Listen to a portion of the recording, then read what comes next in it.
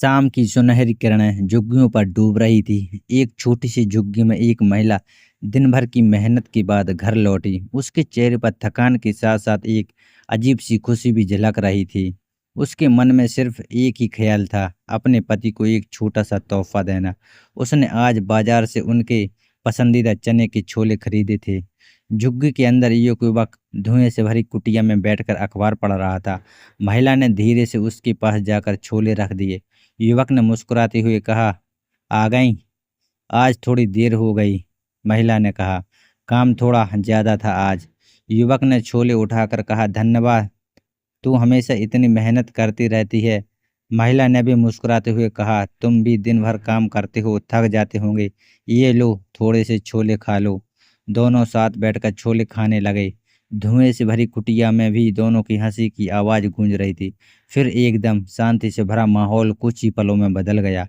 छोले खाते खाते युवक का चेहरा लाल हो गया, क्योंकि उसने कुछ समय पहले उसने शराब पी ली थी। जैसे ही शराब का नशा चढ़ा, उसने जोर से कहा, ये सब बकवास है, तू सारा दिन कहाँ रहती है, पैसे कहाँ है? महिला ने तुरंत समझ गई कि आज फिर इसने शराब पी ली है। उसने धीरे से कहा, पैसे नहीं है मेरे पास, आज थोड़ा कम काम मिला। युवक का गुस्सा और बढ़ गया। उसने जोर से चिल्लाया, झूठ बोलती है, सारा दिन बाहर रही और कहती है पैसे नहीं है। अच्छा, 10 रुपए ही दे दे, किसी से 2 घूंट लेकर पी लूंगा। महिला ने डरते हुए कहा, पैसे नहीं है मेरे पास, कल दूंगी। युवक ने गुस्से में उसके हाथ से प्लेट छीन ली और फेंक दिया। छोले जमीन पर बिखर गए। कल परसों हर रोज यही बहाने बनाती है, युवक ने गुस्से में कहा। महिला रोने लगी। उसने युवक के पैर पकड़ लिए और कहा, माफ कर दो, कल दूंगी। युवक ने उसके हाथों को झटक दिया और कहा, जाओ, मुझे मत छुओ। महिला टूट गई थी। उसने सोचा था कि उसका पति उससे प्यार करता है, लेकिन आज उसे एहसास हुआ था कि वह कितना गलत थी। इस पूरे घटनाक्रम को चारपाई के नीचे छुपा उसका 5 साल का बेटा सिसकते हुए देख रहा था। उसकी मासूम आंखों में डर और असहायता की गहरी छाप थी।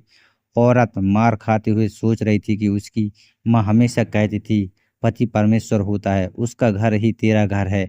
मायके से लड़की डोली में जाती है और ससुराल से अर्थी पर। उसने कितनी बार सोचा कि इस दुख और पीड़ा से मर ही जाए, लेकिन बेटे के लिए जीना है, इसलिए हर बार खुद को संभाल लेती थी।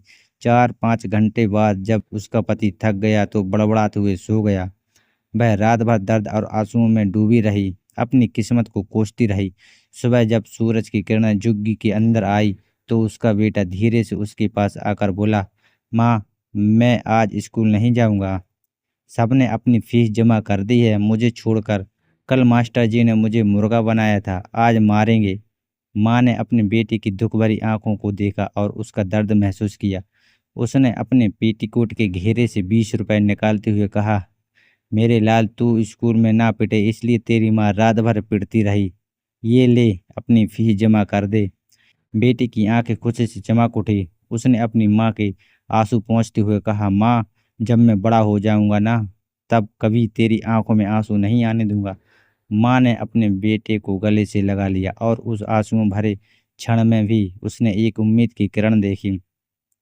दोस्तों, यह कहानी सिर्फ एक माँ की नहीं बल्कि हर उस माँ की है जो अपने बच्चों के भविष्य के लिए हर तरह का दुख और दर्द सहन करती है।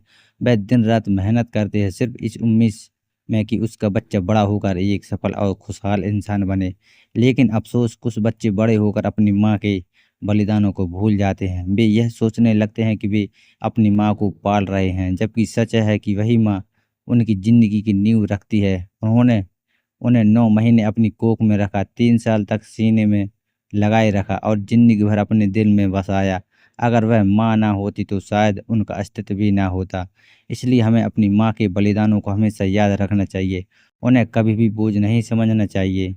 वे ही हमारे जीवन का असली आधार हैं और उनके प्रेम और त्याग का सम्मान करना ही हमारी सच्ची जिम्मेदारी है।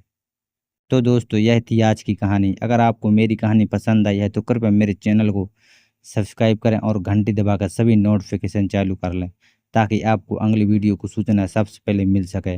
आपके प्यार और सपोर्ट के लिए धन्यवाद।